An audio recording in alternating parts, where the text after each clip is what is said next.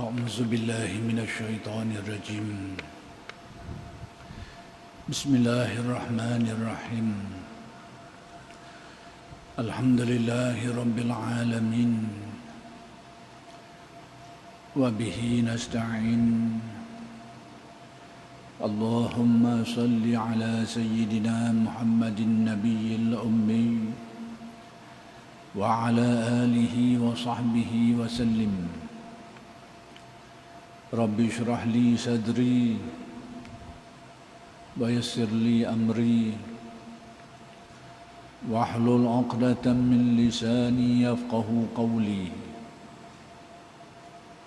ولا حول ولا قوة إلا بالله العلي العظيم إلهي أنت مقصودي ورضاك مطلوبي أعطني محبتك ومعرفتك. السلام عليكم ورحمة الله وبركاته. الحمد لله والشكر لله والصلاة والسلام على رسول الله أما بعد. Pertama sekali kita bersyukur kehadirat Allah Subhanahu wa taala yang telah mengurniakan bermacam-macam nikmat yang sangat banyak zahir dan batin. Mudah-mudahan segala nikmat-nikmat itu sentiasa dikurniakan kepada kita dan dijadikan kita orang yang mensyukuri nikmat, dan dengan berkat kesyukuran itu kita ditambah lagi dengan nikmat-nikmat yang lain oleh Allah Subhanahu wa taala.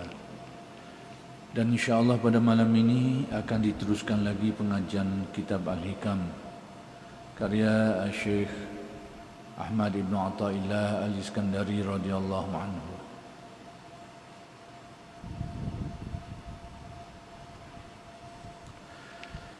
Kalam hikmat yang ingin dijelaskan pada malam ini ialah kalam hikmat yang ke-227. Baik, sebelum ini Syekh Ibn Atha telah menjelaskan pada kalam hikmat yang ke-226 yang berkaitan dengan istilah dekat.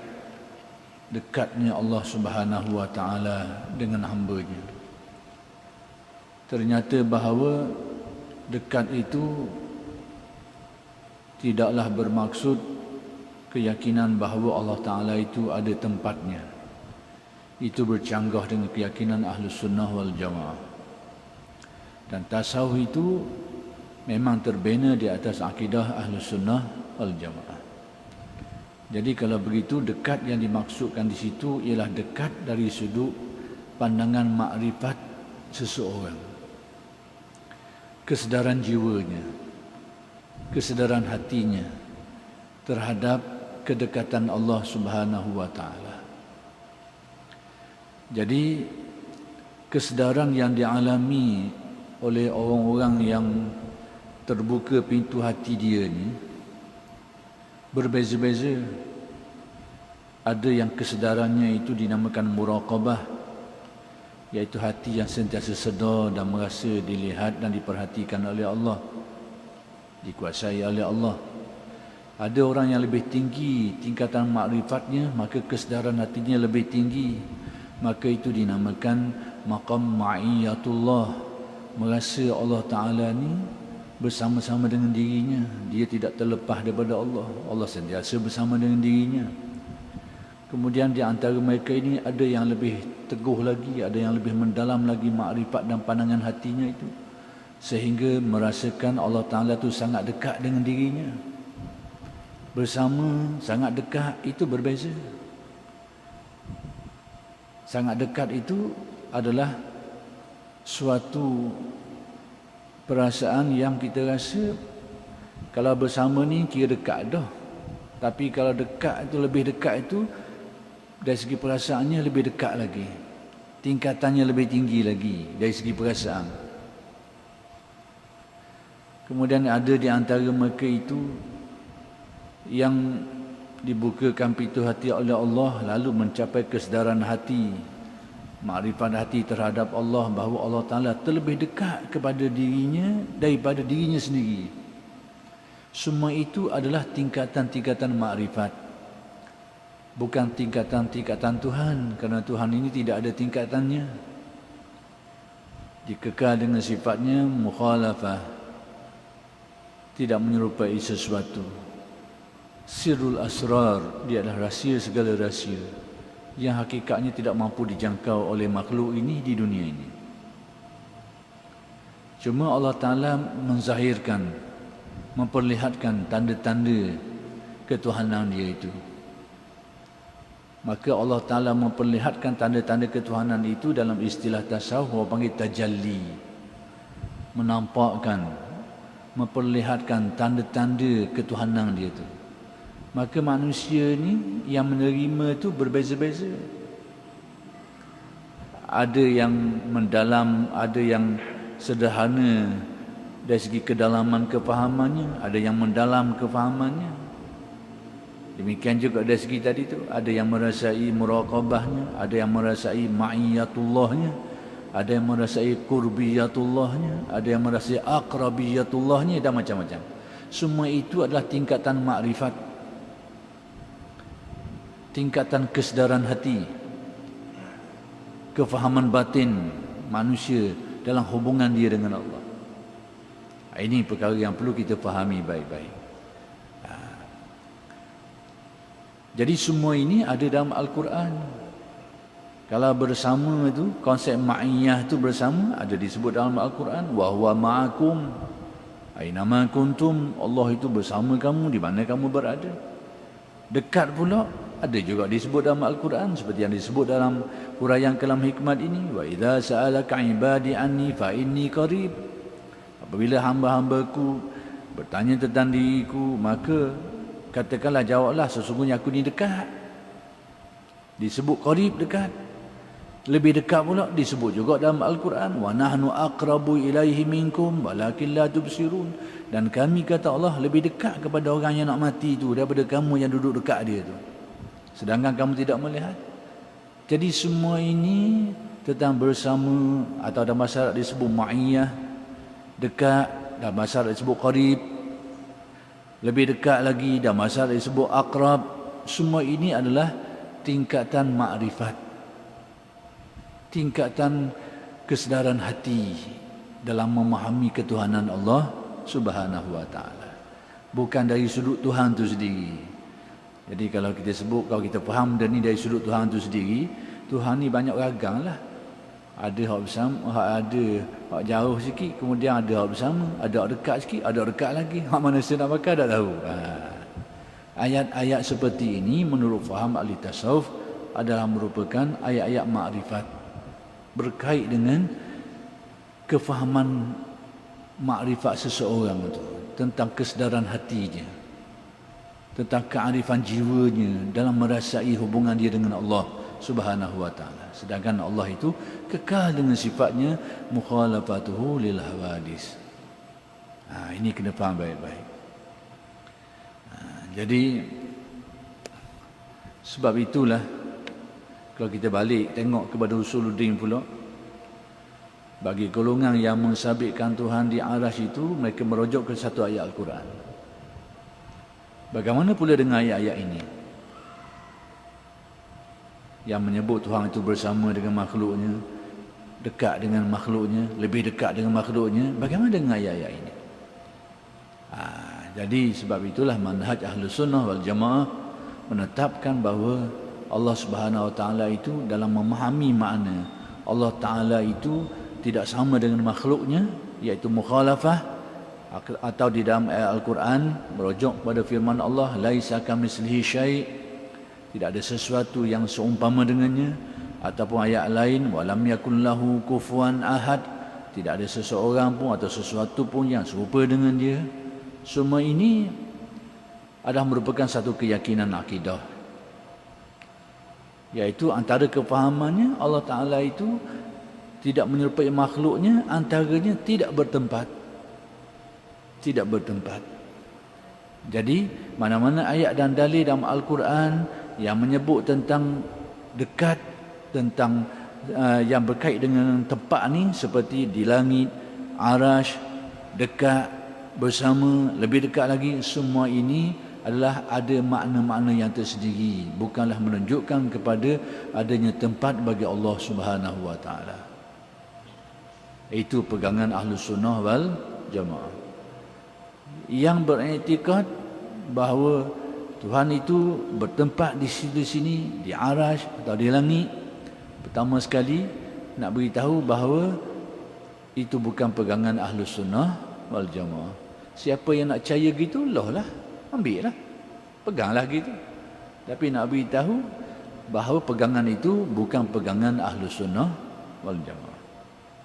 Nak tak nama lain, taklah nama Imam dia pun. Taklah apa-apa nama. Tapi kedudukannya kita kena faham itu bukan pegangan Ahlus Sunnah wal Jamaah.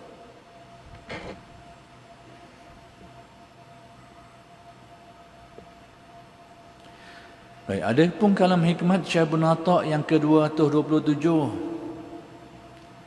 iaitu kata Syekh,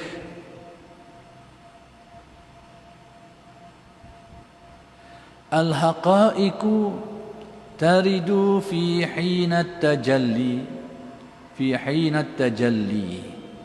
mujmalatan wa ba'dal wa'yi yakunul bayanu fa idza qara'nahu fattabi' qur'anah summa inna 'alaina bayanah. Artinya, hakikat ilmu yang diturunkan Allah kepada orang arifin ketika tajalli itu mujmal, yakni singkat atau umum, tetapi setelah tertangkap, terjemah tertangkap di sini, kalau makna sebenarnya di sini, iaitu setelah dia mencapai kesedaran hati, terjadilah penerangan, yakni keterangannya. Iaitu ayat, maka apabila kami bacakan, ikutlah bacaannya, kemudian kami sendiri yang akan menerangkannya, yakni penjelasan perinciannya. Baik, apa benda yang nak diberitahu oleh Syekh Ibn Atta melalui kalam hikmat ini? Pertama sekali, antara perkara-perkara yang berkait, saya nak sebut sutir-sutir dulu sebelum kita rangkumkan dia dan memahami kehendak pengarang kitab ini. Baik, antara perkara yang perlu kita faham di sini adalah beberapa istilah. Pertama sekali, haqaiq, hakikat. Haqaiq bahasa Arab, bahasa kita, haqaiq ini banyak, plural. Satu dia tu, mufrad dia tu, bahasa Arab sebut jamak, banyak ni. Kalau satu je mufrad, bahasa Inggeris singular lah. Satu ni haqiqah ataupun hakikat. Kalau dia banyak, dia akan jadi haqaiq. Baik, apa artinya hakikat? Hakikat ini, kalau kita tengok dari segi makna, yang sebenar, yang sebenar-benarnya. Jadi bila kita tengok dari segi makna yang sebenar, sudah tentu dia hanya kembali kepada satu saja, iaitu kembali kepada Allah. Dialah yang sebenar. Yang lain daripadanya itu disebut sebagai batil. Zalika bi anna Allaha huwal haq. Kerana yang demikian itu bahawa Allah itulah yang sebenar, hak sebenar-benarnya. Dan bahawa yang lain darinya, lain dari Allah itu batil. Yang lain dari Allah batil, maksudnya bukan yang sebenar. Jadi bila disebut haqaiq, disebut hakikat-hakikat ni, berarti dia kembali kepada Allah yang maha benar, yang sebenarnya. Yang lain itu batil. Dan yang lain dari Allah itu apa? Segala makhluk lah. Segala makhluk ini disifatkan sebagai batil. Batil dengan erti tidak memiliki hakikat yang sebenarnya. Kalau kita tengok kepada wujud, wujud sebenar hanyalah wujud Allah. Adapun makhluk ini wujudnya itu bukan wujud yang sebenar. Wujud yang sebenar ni wujud yang tidak diciptakan, tidak ada permulaan, tidak ada kesudahannya, tidak bergantung dan berhajat kepada yang lain. Itu kewujudan yang sebenar. Kewujudan makhluk yang tidak sebenar ni diciptakan, ada permulaannya, ada kesudahannya, yakni ada kehancuran kebinasaan, bergantung dengan yang lain. Ini wujud yang tidak sebenar. Jadi kita balik kepada istilah haqaiq ini, hakikat-hakikat ni, iaitu kembali kepada Allah. Dah kembali kepada apa? Maka ulama tasawuf menjelaskan, dipecahkan aspek yang dikatakan ketuhanan tu dipecahkan kepada 4, iaitu kepada zatnya, kepada sifatnya, kepada asma' nama-namanya, dan kepada af'alnya. Ada yang pecah 3 saja, zatnya, sifatnya dan af'alnya. Asma' tu dirangkum belaka, ada yang menjurus kepada zat, ada yang menjurus kepada sifat, ada yang menjurus kepada af'al perbuatannya. Tapi tak apalah, pecah ke mana-mana pun. Jadi bila disebut hakikat-hakikat ni, balik kepada benda tu. Balik kepada hal-hal yang berkaitan dengan ketuhanan tu, hakikat sebenarnya. Jadi baik, kemudian dalam istilah ilmu tasawuf pula, hakikat ni bila seseorang tu mencapai benda tu, mencapai keyakinan yang penuh terhadap perkara tu, itu dikatakan orang tu telah mencapai hakikat. Macam mana contoh? Contoh perbuatan Allah. Contohnya, kita nak faham istilahnya dulu supaya nampak. Bendanya bukan payah sangat. Kalau jelas molek, nampak je. Dan boleh difahami insya-Allah. Cuma nak mencapainya itu adalah kesusahan, kesukaran sikit. Tapi untuk memahami bukanlah benda yang sangat payah kalau dijelaskan dengan baik. Baik, contohnya tentang af'al Allah, perbuatan Allah. Apa erti perbuatan Allah? Yang ni segala apa yang berlaku pada makhluk ni, yang melakukan segala perbuatan tu adalah Allah hakikatnya. Dah perbuatan apa yang berlaku pada makhluk? Apa yang berlaku dalam kehidupan kita lah. Hidup, mati, senang, susah, kaya, miskin, berjaya, gagal, kekal, binasa dan sebagainya. Semua apa yang berlaku pada makhluk ni, semua perbuatan-perbuatan ni, apa-apa yang berlaku ni, pembuat sebenarnya itu adalah Allah. Pembuat sebenarnya. Hidup kita, mati kita, sihat kita, sakit kita, penentu sebenar benda-benda ni sehingga terjadi kerana orang ni sihat, orang ni sakit, orang ni hidup, orang ni mati. Pelaku kepada semua perbuatan ni hakikatnya adalah Allah. Itu maksud tauhid af'al.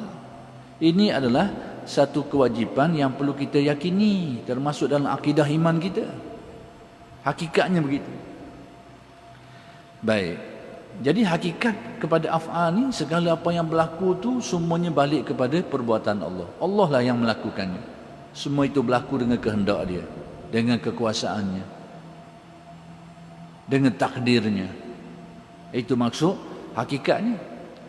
Jadi sekarang kita ni yang dikatakan mencapai hakikat tu, apabila hati kita ni, makrifat hati kita ni mencapai keyakinan yang teguh terhadap perkara tu, sehingga segala sebab musabab ini sudah terhapus, terbuang dari pandangan batin kita.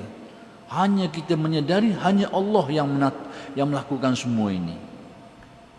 Itu dikatakan mencapai hakikat tu.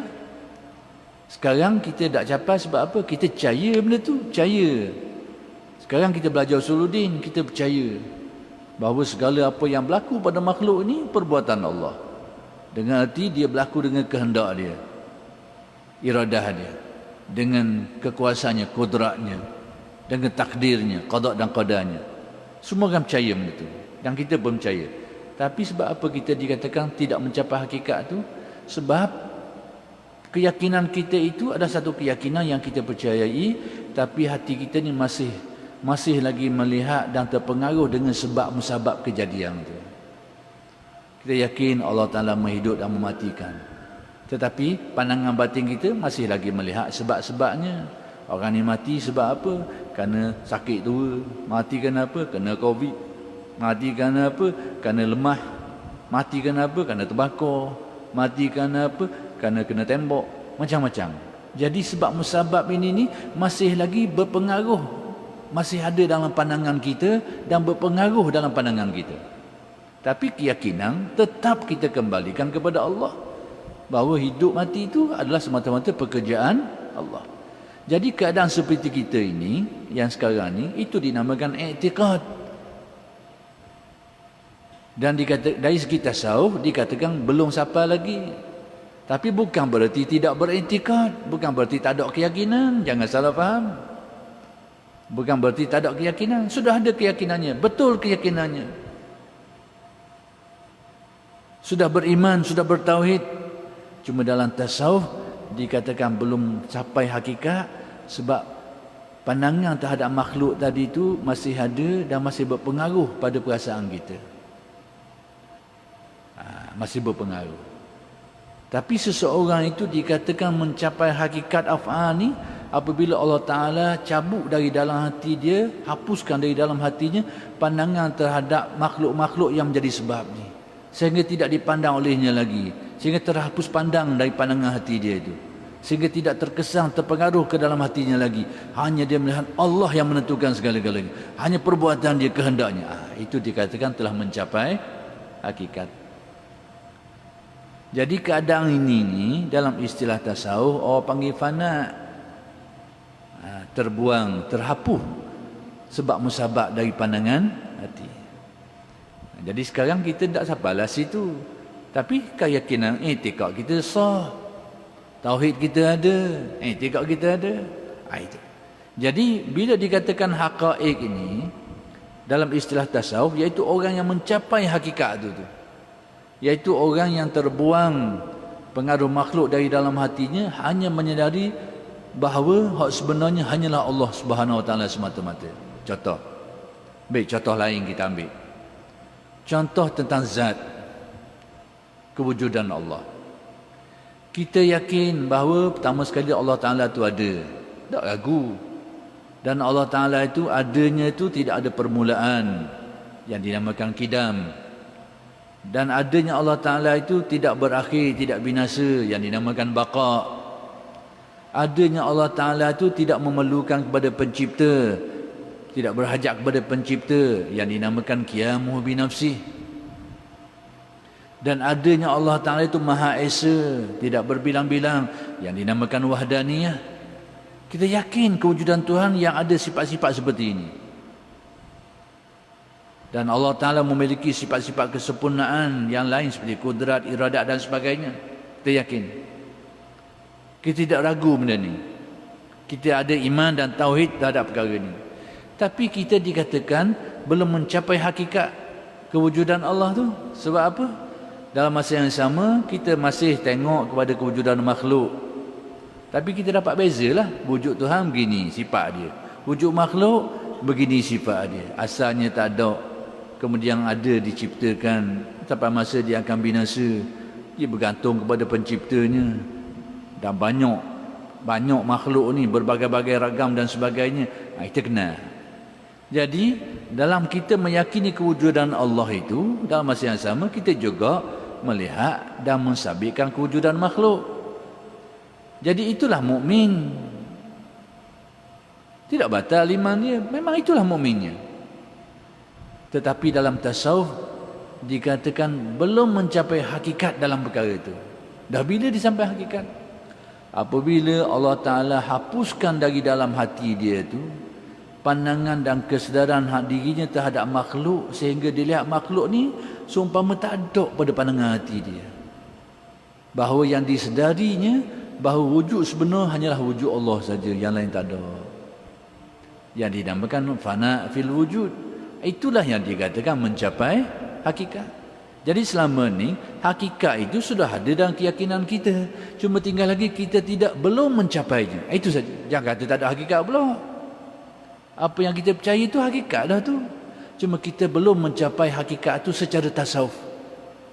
Secara usuluddin sudah kita pegang kepada hakikat. Di sinilah orang mengaji usuluddin dan mengaji tasawuf dia nak beza. Dia ingat hakikat ni, hakikat hak dauti nak kabur gini-gini. Itu pecahan huraian dia. Dia bayangkan hakikat nak tinggi-tinggi. Padahal hak yang ngaji usuluddin itulah hakikat. Cuma tinggal lagi dari segi jiwa dia, kerohanian dia capai tak benda tu. Tu je beza. Setengah orang dia mengaji usuluddin, lepas tu dia tak mengaji tasawuf atau dia baca kitab tasawuf, sini tempat dia keliru.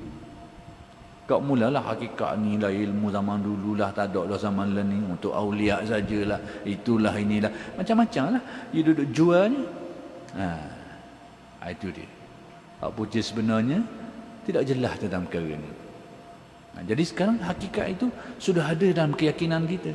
Cuma tinggal lagi kita ni dia katakan belum mencapainya. Kerana jiwa kita ni masih berkecamuk dengan makhluknya, dengan dunianya. Itu saja. Bila dihapuskan Allah dari pandangan batin kita, dari hati kita tu, maka tercapailah hakikat. Dari segi kefahaman bukanlah benda yang payah. Itu maksud. Demikianlah sifat-sifat Allah. Contoh yang lain, sifat kudrat Allah. Kita sudah meyakini bahawa Allah Ta'ala bersifat kudrat, artinya maha kuasa. Dan kuasa Allah Ta'ala atas segala-galanya. Segala-galanya secara umum. Untuk kita orang biasa ni, padang dah. Segala-galanya berkuasa atas segala-galanya secara umum. Kalau kita tengok pada hukum akal, dia pecah pula lah. Wajibat, mustahilat, jaizat, kudrat ni bertakluk pada mana. Itu bab takluk itu bukan fardu ain lah. Tapi kita faham secara umum sudah memadai. Kalau mengaji usuluddin, dia akan pecah lah pula. Takluk sifat kudrat tu. Supaya apa? Supaya dapat kita menolak segala syubhah-syubhah.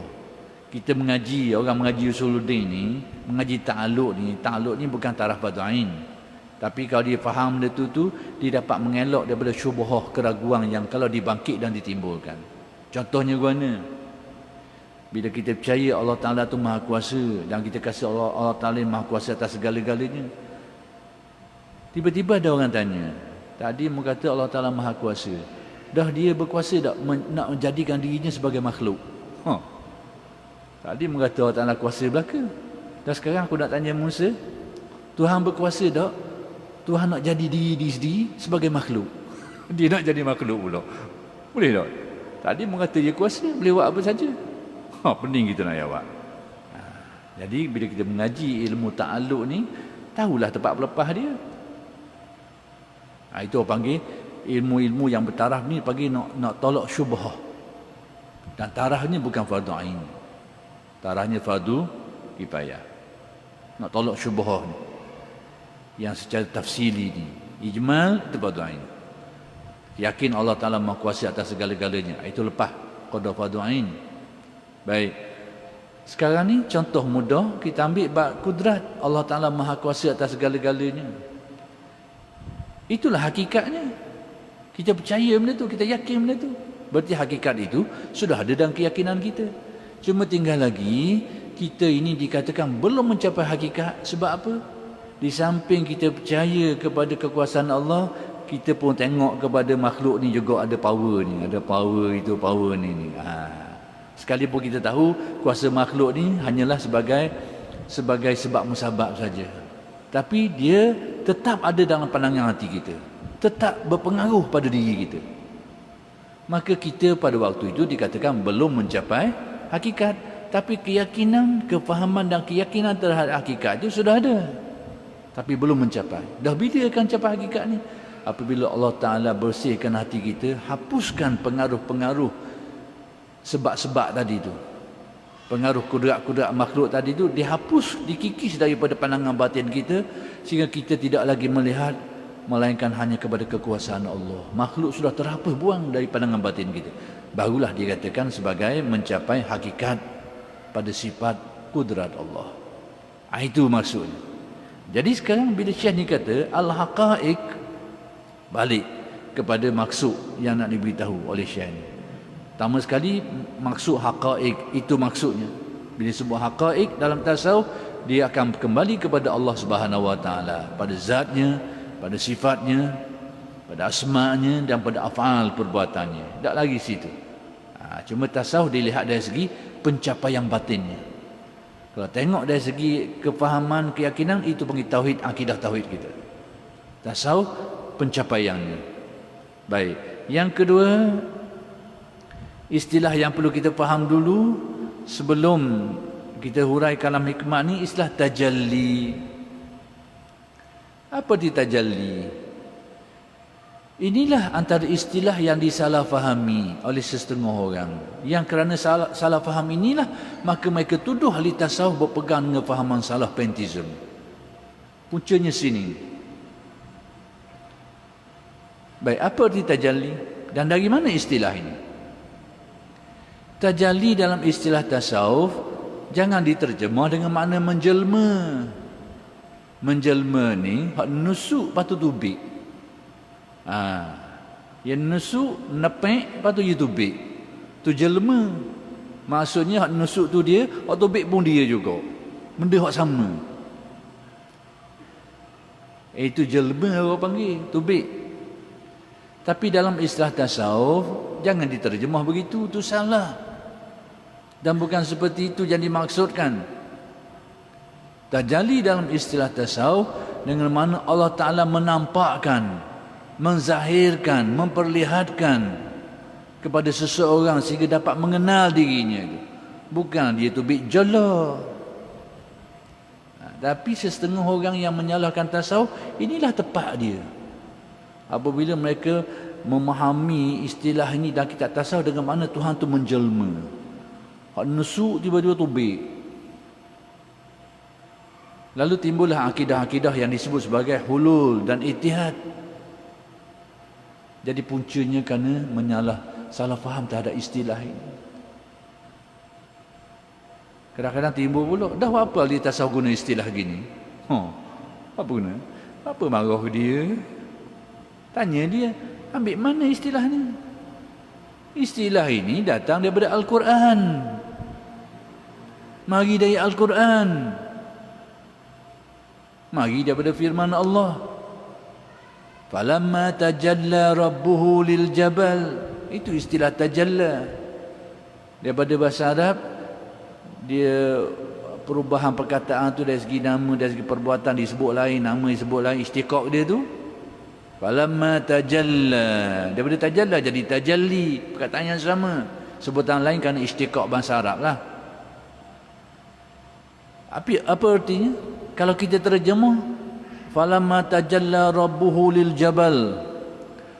Apabila Tuhan itu, kalau kita terjemah menjelma ke bukit itu, maka hancurlah bukit itu. Ini kefahaman salah.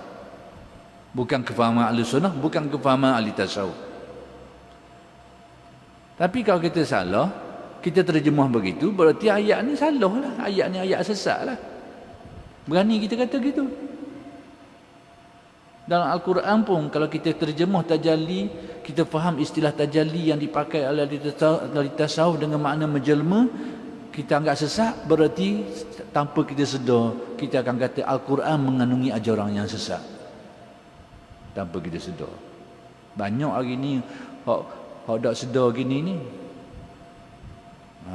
Dia kata padahal benda tu ada dalam Al-Quran, ada dalam hadis. Bila dia sesatkan benda tu tanpa sedar, dia telah menyesatkan Al-Quran tu sendiri, menyesatkan hadis. Sama juga isu tawassul. Saya lagi ke lain sikit. Isu tawassul yang ada hadis-hadisnya. Masalah tu khilaf, tak mau terima sudahlah. Nak terima, tak mau terima sudah. Tapi kalau itu masalah khilaf ni, itu kedudukannya. Kata yang nak terima, tak mau terima sudah. Itu status masalah khilaf. Tapi kalau kita labelkan dia sama ada melibatkan iman dan kufur, menyakit. Kalau kita kata bahawa benda ni bawa kepada kekufuran, sedangkan ada hadis yang berkait dengan perkara itu, tanpa kita sedar, berarti tanpa kita sedar, secara tidak langsung kita menuduh Nabi ajar orang sesat. Tanpa kita sedar. Nabi mengajar ajaran sesat. Sama juga berkaitan istilah bid'ah dan sebagainya, tanpa sedar. Bila kita kata sesuatu setiap yang baru tu bid'ah belaka, tanpa kita sedar kita menuduh Sayyidina Umar pun ahli bid'ah, Sayyidina Osman pun ahli bid'ah, tanpa sedar, cara tidak langsung. Ini implikasi dia. Bagi sama juga istilah tajalli ni, bila saya dapati sebahagian pengkaji-pengkaji, profesor-profesor hak kaji ajaran sesat ni, punca dia tuduh ahli tasawuf ni sesat kerana antaranya punca istilah ni lah, tajalli ni. Kerana menurut faham dia, Tuhan tu menjelma. Hak nusuk dah napik tubik. Daripada nampak lepas tu tubik. Ini bukan akidah Ahlus Sunnah. Dan kalau kita terjemah dengan makna tu dan kita sesatkan dia, cara tidak langsung kita akan menyesatkan ayat Al-Quran. Kerana perkataan ini dipakai dalam Al-Quran. Jadi kalau begitu apa maknanya? Falamma tajalla rabbuhu lil jabal ini, apabila Tuhan memperlihatkan, menzahirkan, menampakkan. Jadi istilah tasawuf dari sini, ahli tasawuf mengambil istilah tajalli. Ataupun digunakan perkataan lain lagi yang sama dengan ta'aruf, memperkenalkan, memperlihatkan sehingga manusia dapat kenal rahsia ketuhanan dia tu. Bukan dia sendiri jolo tu be. Dia memperlihatkan, menampakkan. Itu istilah tajalli, sehingga manusia dapat meyakini kewujudan dia, tentang sifat dan kekuasaannya, penampakan itu. Ataupun setengah ahli tasawuf menggunakan istilah cerminan, sehingga dapat memahami tentang Allah Subhanahu wa taala. Itu dia.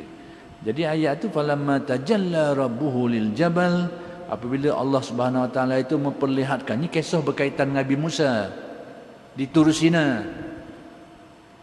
Apabila Allah taala menzahirkan, memperlihatkan keagungannya kepada Nabi Musa dan diperlihatkan perkara itu pada bukitnya, maka kelihatanlah pada Nabi Musa hancur dulu bukit itu. Maka peristiwa itu memahamkan, memakrifatkan Nabi Musa tentang hakikat kekuasaan Allah dan sifat-sifatnya yang lain, sehingga dia jatuh pensang kerana tak sanggup menerima. Kekuatan jiwa dia itu tak tertahan melihat rahsia-rahsia keagungan Allah tu sampai dia jatuh pensang. Setengah ulama kata memang bukit itu hancur sungguh bila Allah Ta'ala memperlihatkan tanda-tanda keagungan sifat dia. Setengah kata dia tidak hancur hanya pada pandangan makrifat Nabi Musa saja. Itu khilaf di antara alim ulama dalam menguraikan perkara ni. Tapi nak kabarnya itu maksud tajalli. Allah memperlihatkan, memperkenalkan, menampakkan rahsia-rahsia keagungannya itu sehingga dapat dikenali, diyakini oleh hamba-hambanya. Bukan dia tubik jolo. Itu dia. Ada dalam satu seminar dulu, setahun 90-an dulu, dalam satu seminar ada seorang profesor tu yang memang dia anggap pakar dalam ajaran sesat lah, dalam kajian sesat. Tapi adalah perkara-perkara yang betul yang dia kata, tapi antara bab yang dia pada saya berlaku kekeliruan, bab ni lah. Bila saya tanya dia dalam satu seminar, bila dia kata ajaran Ibn Arabi ni sesat kerana berpegang dengan faham tajalli ni, Tuhan menjelma, kan dia terjemah menjelma. Saya tanya, tidakkah perkataan ini disebut dalam Al-Quran? Tidak jawab apa sudah. Tak jawab apa sudah. Bila dia kata sesat-sesat, kita tanya sutil je. Tidakkah perkataan ini ada dalam Al-Quran? Gona. Tak jawab apa sudah. Tidak dengar kok jawab kau ni.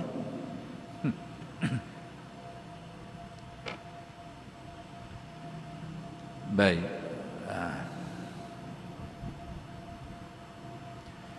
Jadi itu istilah tajalli. Baik. Sekarang apa yang dimaksudkan dengan kalam hikmat ini? Baik. Hakikat ilmu diterjemah ni, penterjemah ni dia cair keterjemahan, tak apalah. Hakikat ilmu, yakni hakikat pengetahuan tentang Tuhan itu yang diturunkan Allah kepada orang arifin, yang diperlihatkan, yang difahamkan yang dizahirkan Allah ke dalam hati orang arifin ini, ahli ma'rifah ni, ketika tajalli itu, ketika berlakunya penzahiran tajalli itu, sifatnya adalah mujmal, umum. Syekh Ibn Atta' nak beritahu fenomena ni berlaku gini. Maksudnya ahli ma'rifah ni bila menerima tajalli Allah ni, Allah Ta'ala membuka pintu hati dia sehingga Allah Ta'ala memahamkan dia tentang rahsia ketuhanan dia. Pada waktu Allah Ta'ala menzahirkan tu sifatnya umum, tak ada perincian dia. Allah Ta'ala, contohnya gini, Allah Ta'ala berkuasa atas segala-galanya. Dan segala-galanya apa? Baru dia pecah. Kuasa menghidupkan, mematikan, memberi rezeki. Itu tafsiran dia. Tapi pada waktu permulaan terjadi, sifatnya adalah umum, mujmal. Tetapi setelah tertangkap ini, diterjemah tertangkap, perkataan yang lebih sesuai untuk kita faham sini ni, setelah dia sedar balik, hatinya mula sedar, waras akal dia, terjadilah penerangan, yakni keterangan. Berlakulah ada huraian-huraian keterangannya. Baik, contohnya gimana? Nak khabar gini, seseorang ahli makrifat ni, bila Allah Ta'ala buka hati dia, contoh dalam bab sifat lah, sifat kudrat Allah Ta'ala lah, contoh senang. Bila Allah Ta'ala bukakan hati dia untuk memahami hakikat pengertian daripada kudrat dia tu, sehingga dia rasa tak ada dah, Allah Ta'ala saja maha kuasa, yang lain tak ada, dia nafi habis yang lain. Itu orang panggil fana. Tak ada kudrat-kudrat makhluk usaha, tak ada, dia nafi habis. Segala sebab musabab, segala usaha dinafikan semuanya. Itu pada waktu dia sedang menerima tajalli. Itulah yang dikatakan ahli-ahli makrifat ni gila. Sebenarnya bukan gila, gila kerana keyakinan yang memadamkan kewarasan akal terhadap sebab musabab. Hati dia hanya melihat tentang kekuasaan Allah saja, lain-lain tak ada. Allah Ta'ala saja maha kuasa, sebab musabab ni tak ada, semua ni tak ada. Dia nafikan benda tu. Itu masuk mujmalan. Dia akan nafikan semua sebab musabab. Jadi kita, kalau kita dengar orang gini cakap, kita anggap mu ni dak warah dah mu ni. Dak warah mu ni. Dak warah lah kalau kita banding dengan kita. Sebab dia tengah tenggelam dalam menyaksikan tentang kekuasaan Allah ni, sehingga terpadang habis segala sebab musabab pada dia tak ada. Allah semata-mata. Jadi dicakap gitu ucap, ada sebab-sebab tak ada apa-apa ni. Habis tak ada apa-apa. Kata tak ada guna. Kita ni kadang minda sedar kita ni. Yang kita ada akal. Jadi pada waktu itu, orang yang terima keadaan tadi tu, dia anggap hilang kewarasan akal dia tu. Kerana keyakinan dia tu menyebabkan dia hilang kewarasan akal. Bukan berarti gila tak sedar diri. Bukan gitu. Hilang kesedaran terhadap makhluk dan sebab musabab ni, kerana yakin dengan sifat-sifat ketuhanan Allah. Baik, contoh mudah nak faham. Kita tengok sejarah lah. Nak faham dia ni, nak tengok dalam sejarah sikit je. Kenapa Sayyidina Umar pada waktu hijrah dia keluar seorang diri? Tidakkah dia tahu musuh tu ramai? Tidakkah akal manusia menghukum seorang lawan ramai tak akan menang seorang? Kita bawa pedang paling banyak boleh bawa 2 je. Tangan kanan kiri, 3 tak nak bawa. Takkan nak pegang mulut pula pedang. Paling banyak 2 je. Panah atas belakang. Main pedang, panah tak main dah. Cuba bayangkan senjata kita boleh pakai seorang. Dengan musuh kiri kanan berpuluh-puluh, beratus-ratus ni, dengan senjata, dengan parang, dengan panah yang tu. Kita agak boleh menang seorang ni. Tak akan menang. Tapi sebab apa Sayyidina Umar tu berani tu ambil seorang? Dia cabar pula. Siapa yang nak tengok anak dia jadi yatim piatu, bini jadi janda, dia tunggu aku, dia halang. Tidakkah tu tindakan orang yang hilang akal pada kita? Tak warah tindakan mu tu, tak warah. Pada kita. Mu seorang nak lawan ramai. Tak warah pada kita. Tapi pada orang macam Sayyidina Umar tu, ni sedang mengalami keadaan. Pada dia tak ada yang lain. Hanya kekuasaan, itu contoh. Itu masuk gila-gila tak sah tu. Bukan gila bengong tak tahu kala. Oh, tak tahu kala bahagamban sekali. Bukan macam gitu. Nisbah kepada hakikat yang menguasai dirinya sehingga terpadang sebab musabab dia. Sehingga tindakan dia tu lain daripada kewarasan kita. Pada orang akal macam kita ni, cara bertindak ni tak betul ni. Tak betul orang macam mu ni. Itu masuk gila dan tak sah. Tapi oleh kerana sudah masuk mutu insya, kita berhenti setakat ni dulu. Dan insya-Allah huraian-huraian ini akan bersambung pada kuliah-kuliah yang akan datang. Aqulu qawli hadza wa astaghfirullahal azim li wa lakum. Assalamualaikum warahmatullahi wabarakatuh.